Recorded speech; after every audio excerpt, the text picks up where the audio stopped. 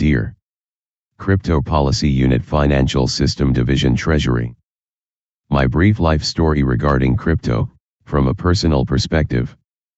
I am a proud adopted Australian, originally from South Korea, hoping to help Australia thrive as it has helped me thrive. After suffering losses in the stock market, I decided to pursue an accounting degree. My journey with cryptocurrency began in 2016 to 2017 when I first bought Litecoin.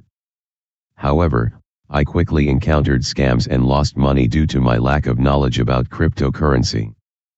In 2019, I discovered HEX and its founder Richard Hart, who taught me the importance of understanding the weaknesses and vulnerabilities in the current cryptocurrency ecosystem and the importance of securing my own keys and operations. Over the years, I have gained knowledge about blockchain technology, smart contracts, and DeFi. I can now analyze blockchain data and understand the code from smart contracts. This knowledge has allowed me to avoid scams like Celsius, platforms like FTX, and others that have been harmful to the crypto space. With my background in accounting and focus on cryptocurrency, I am able to understand and report taxes, despite their complexity and constantly evolving nature. I use the crypto tax calculator software and manual records, with data easily retrieved from on-chain sources. A solid understanding of on-chain activity is crucial for accurate tax reporting, and current laws and regulations are sufficient. FTX and others chose not to follow all laws, despite being heavily regulated. Token mapping consultation response. Q1. What do you think the role of government should be in the regulation of the crypto ecosystem? The role of the government in the regulation of the crypto ecosystem should be to balance regulation with innovation. By implementing measures such as KYC/AML, financial institutions and relevant agencies can monitor and track the movement of funds in and out of the crypto space. However, too much regulation can reduce trust in the crypto system, prevent the creation of new and innovative products and services, and discourage investment. The government should aim to strike a balance between regulation and innovation to avoid stifling the potential of the crypto ecosystem. Q2. What are your views on potential safeguards for consumers and investors? Investing in new companies, including those in the cryptocurrency market, involves financial loss, risks to other companies that work with them, and the risk of new products being riskier than traditional ones. Education and awareness about potential scams and risks are the best safeguards for consumers and investors, as opposed to heavy regulation. It's important for individuals to educate themselves about the market to make informed decisions and protect their investments. Criminals do not follow the law, so holding those who committed fraud accountable under existing laws is also important. Q3. Scams can be difficult for some consumers to identify. A. Are there solutions, e.g. disclosure, code auditing or other requirements, that could be applied to safeguard consumers that choose to use crypto assets? The solution to safeguarding consumers who choose to use crypto assets is a trusted review site that collates information and provides a comprehensive overview of the risks and benefits associated with various cryptocurrencies and blockchain-based products. This can help users make informed decisions and avoid scams or security threats.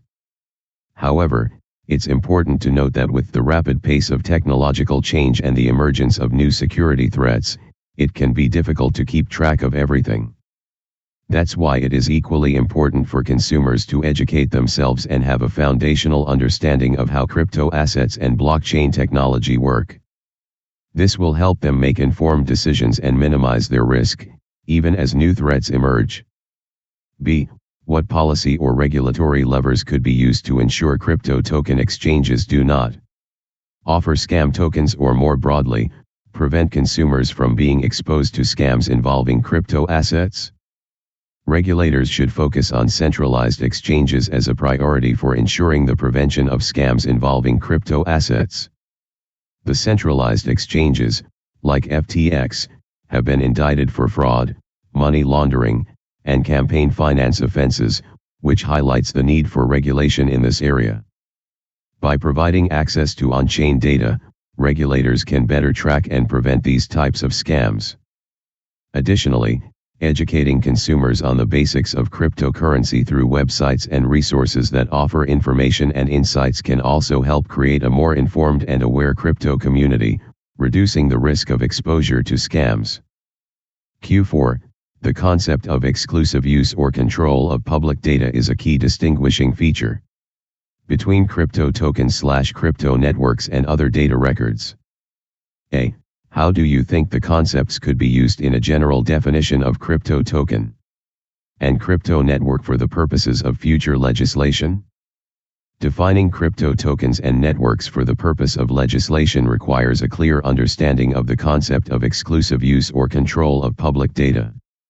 This is a key characteristic that distinguishes crypto assets from other data records. In order to ensure that individuals are protected in the world of cryptocurrencies, it is important for them to be educated about the basics of how these assets work. This includes understanding that if they do not control their private keys, they do not control their crypto assets.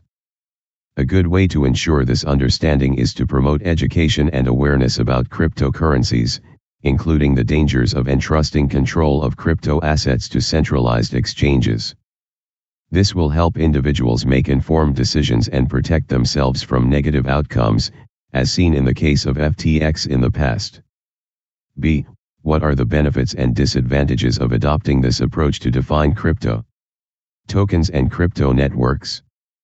The benefits of defining crypto tokens and crypto networks in legislation are that it provides a clear understanding of the concept. However, having a definition alone will not prevent people from losing their assets or having them stolen.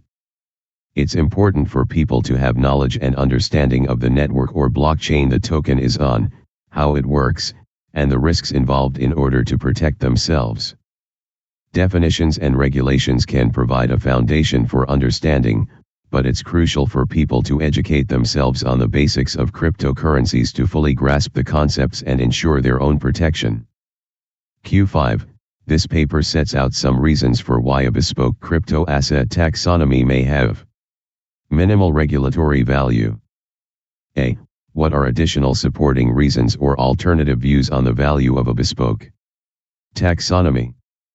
The creation of a specific taxonomy for crypto assets may not have significant value in regulation due to the current focus on random updates rather than understanding the on-chain data analysis of past transactions. This lack of understanding and knowledge of on-chain data by the public is a major obstacle that needs to be addressed before any new taxonomy can be effective. However, as more people gain a better understanding of the crypto industry and the importance of on-chain data analysis, the process of creating and implementing a taxonomy that provides regulatory value will become easier. Additionally, a taxonomy that offers reduced capital gains incentives or exemptions may encourage innovation in the crypto industry and make it more attractive to investors. Furthermore, it is possible that a bespoke taxonomy may not even be required, as sufficient coverage may already exist. Crypto tax software can still be useful for tracking transactions, while decentralized finance, DeFi, remains unaffected and centralized exchanges would remain as they are. B. What are your views on the creation of a standalone regulatory framework that relies on a bespoke taxonomy? I only support the creation of a standalone regulatory framework for cryptocurrency if it is more favorable for the industry. This could include reduced tax rates for capital gains, or treating cryptocurrency as an asset where people only pay taxes when they sell and make a profit. There is already enough guidance and tools, such as on-chain data analysis, crypto tax accounting software, and centralized exchange data, to track transactions and catch bad actors. However, compared to some countries, the current level of regulation and taxation is too high. Countries like Germany, Belarus, El Salvador, Portugal, Singapore, Malaysia, Malta, Cayman Islands, Puerto Rico, Switzerland, and Georgia are good examples of how to lead in this space by having less regulation. C. In the absence of a bespoke taxonomy, what are your views on how to provide regulatory certainty to individuals and businesses using crypto networks and crypto assets in a non-financial manner? A government-run program could provide clear guidance and warnings on current scams, smart contract code issues, and exchange ratings. This information would help individuals make informed decisions, similar to how Coinbase offers lessons online. There are already regulations in place for centralized exchanges, and there is enough on-chain and centralized exchange data when moving fiat in and out of the system. To ensure a positive experience, it is crucial to educate the public about good habits, such as avoiding paid shills that promote risky crypto derivatives trading. Instead, individuals should prioritize choosing technology with well-written code, no exploits or bugs, and 100% uptime, as well as understanding the importance of secure asset management. Q6. Some intermediate crypto assets are backed by existing items, goods, or assets. These crypto assets can be broadly described as wrapped real-world assets. A.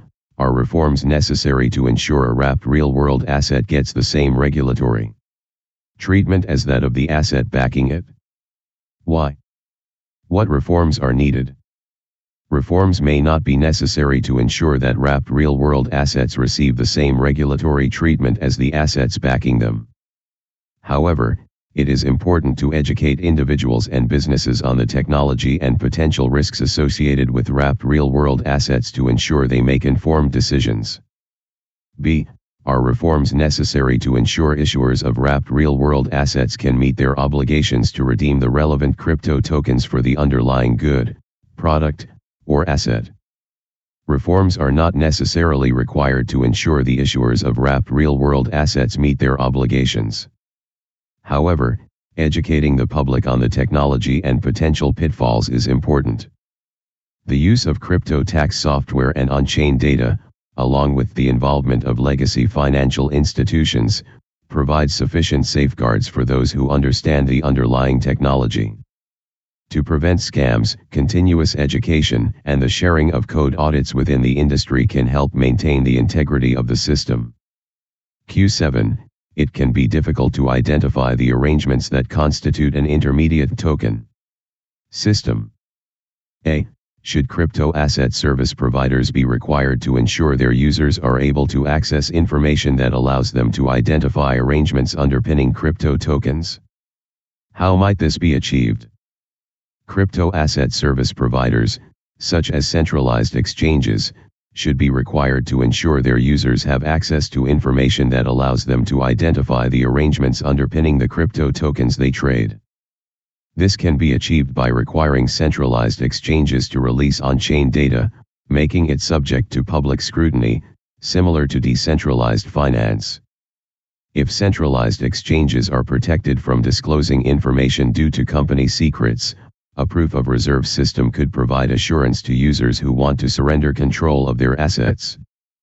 Personally, I prefer not to participate in centralized exchanges, except for on- and off-ramping purposes. B. What are some other initiatives that crypto asset service providers could take to promote good consumer outcomes?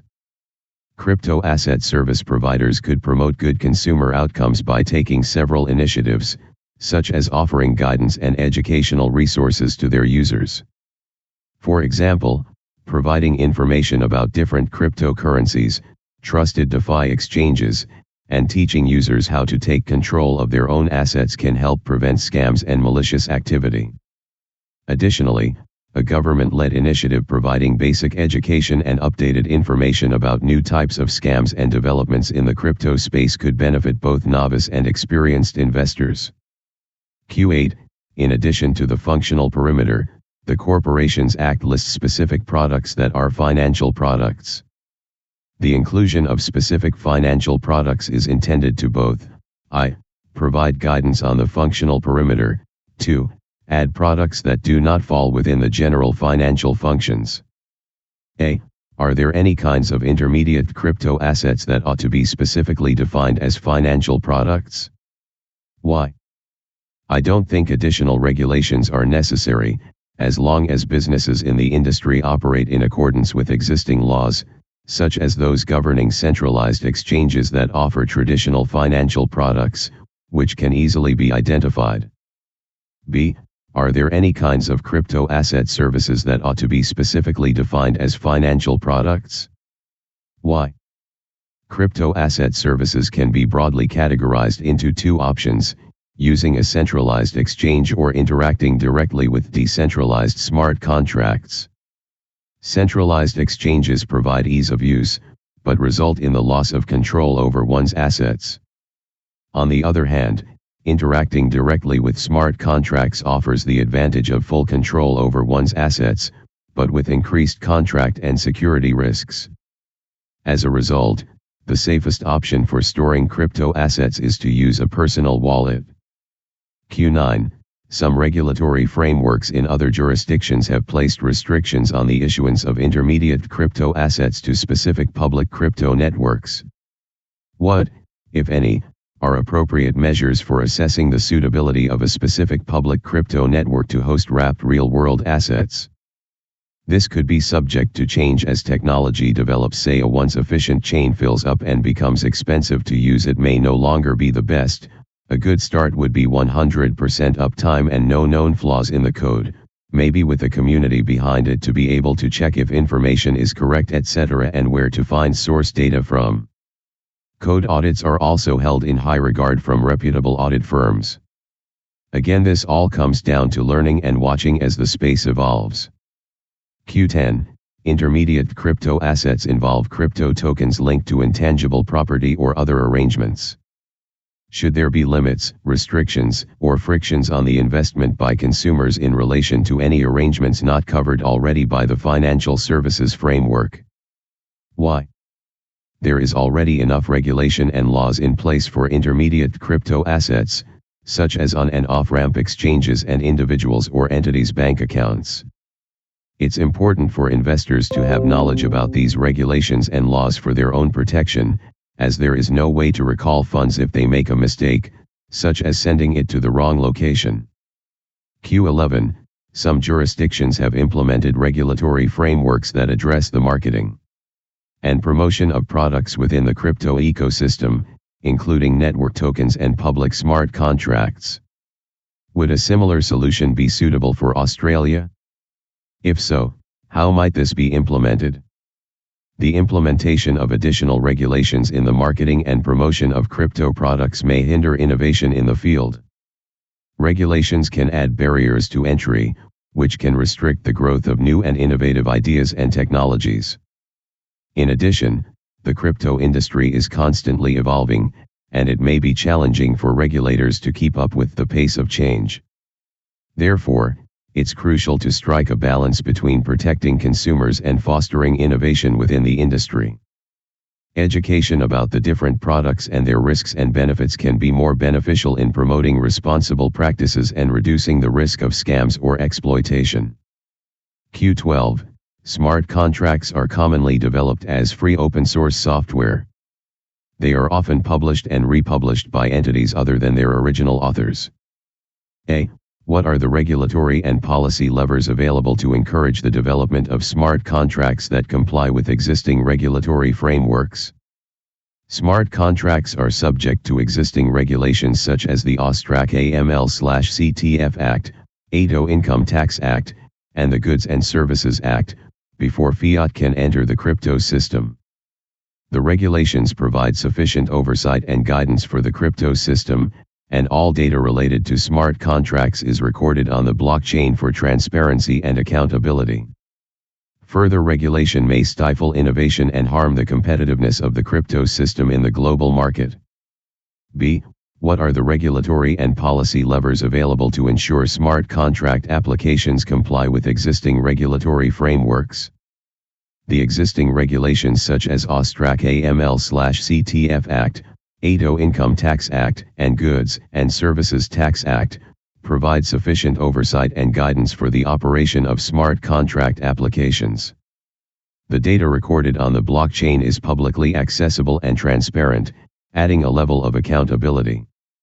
Adding additional regulation may stifle innovation and detract from the competitive advantages of the crypto system. Q13. Some smart contract applications assist users to connect to smart contracts that implement a pawnbroker style of collateralized lending, i.e. only recourse in the event of default is the collateral. A. What are the key risk differences between smart contract and conventional pawnbroker lending? In Australia, if a conventional pawnbroker business goes bankrupt, the process of getting your collateral back would depend on the specific circumstances and the rules and regulations in place at the time of the bankruptcy. According to the Australian Securities and Investments Commission, ASIC, consumers may be able to get some of their money back from the National Guarantee Fund, NGF, if the lender was a member of the NGF and the loan was covered by the NGF. However, this may not always be the case, and it is always best to research and choose a reputable conventional pawnbroker lending business to reduce the risk of losing your collateral in the event of a bankruptcy. Regarding smart contract applications, understanding well-written immutable code is crucial to reducing the risk of loss in the event of bankruptcy or any other issue. It is important to note that smart contracts are self-executing and rely on the underlying code to determine the outcome of a transaction, so it is essential to thoroughly research and understand the code before engaging with a smart contract application. B. Is there quantifiable data on the consumer outcomes in conventional pawnbroker lending compared with user outcomes for analogous services provided through smart contract applications? Yes, there is quantifiable data available on the public blockchain for open networks, which can be used to assess the outcomes of smart contract applications and compare them to conventional pawnbroker lending. Additionally, conventional pawnbroker lending in Australia is regulated by ASIC, providing additional data and information on consumer outcomes. Q14. Some smart contract applications assist users to connect to automated market makers. M. A.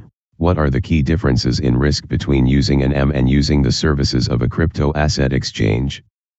With a centralized crypto asset exchange, the risks include the lack of on-chain data and the operational risk of the business potentially going bankrupt or in some cases, mismanagement or fraud by the centralized exchange. These exchanges do adhere to the AML/CTF Act, so when on and off-ramping, the data is captured. On the other hand, when using an M, decentralized exchange, the risk is related to smart contract vulnerabilities such as poorly written code or built-in backdoors and admin keys that could be exploited or used against individuals interacting with such code. Additionally, when on and off-ramping with traditional financial markets, these are typically conducted through centralized exchanges, and the data is picked up then.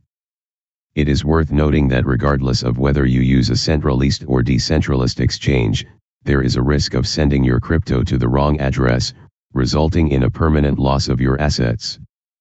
A risk for both is education about which exchange an individual chooses to engage with and where the individual wants to send their assets.